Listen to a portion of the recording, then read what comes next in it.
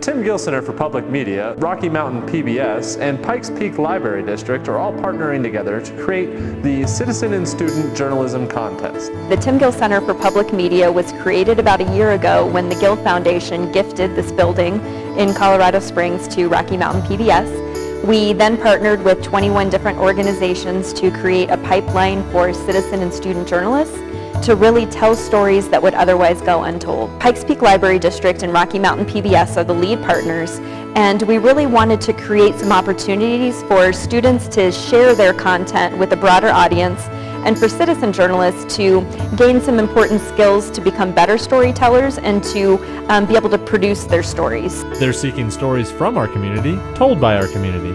I think the community is so important to storytelling, and that only through people sharing their unique experience of the world can others relate and connect with each other.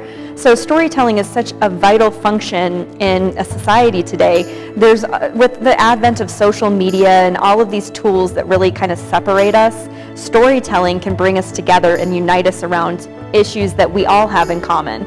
Telling these stories and sharing how we feel with a broader community, I think will really help bind us together and help move things forward as a community. This is a unique opportunity to gain skills in writing, storytelling, and journalism. The Student and Citizen Journalism Contest is really an opportunity to create stories and tap into your own personal creativity and then share them with other people.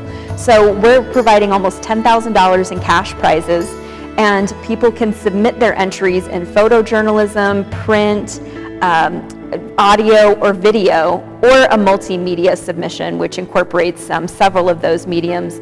And it can be around any topic that you want to tell a story around. You know, ideally we'd love some community-oriented stories, something that you haven't heard about, you know, illuminating a corner of our community that maybe you don't see every day or don't even know exists.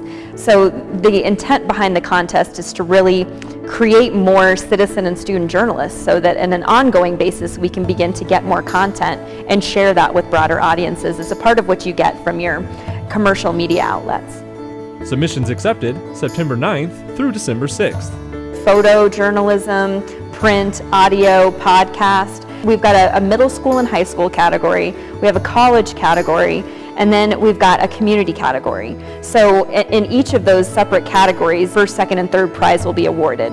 And not only will the winners in each of these categories get a cash prize, but we'll also be distributing that content across our partner sites. So the Gazette may publish the winning print entry or the winning photojournalism submission. The Independent may publish those as well, and maybe you'll hear your entry on KRCC when you tune into the radio.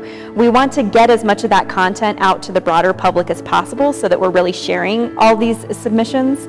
And the library district is committed to sharing as many, if not all, of the submissions as possible, which is great. A lot of commercial media outlets and media in general is really going to multimedia, which means that when you see a story, you're not just reading it in the paper, but you're also going online and clicking on a video of the same story, or maybe even hearing that same story on the radio and seeing a photojournalism slideshow of the story. So we really wanted to incentivize people to embrace that kind of creativity and have a story translate across multiple mediums. First, second, and third place winners will all receive a special cash prize, and the best multimedia submission will also receive a special cash prize. What it really means to be a winner is that you've helped tell someone's story, and it may even be your own story, that if you had not had the courage or the creativity to tell, may have never gone heard. And that, a big part of what we're doing is providing free workshops as well that will really build some skills around storytelling. So people will be able to go to workshops around how to tell a great story, or how to utilize After Effects, or how to source your stories so that they're accurate and effective and trustworthy. All these really great and important skills that really effective journalists need.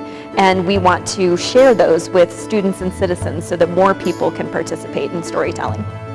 Information about rules and guidelines for judging are available at www.rmpbs.org/Tim Gill Center.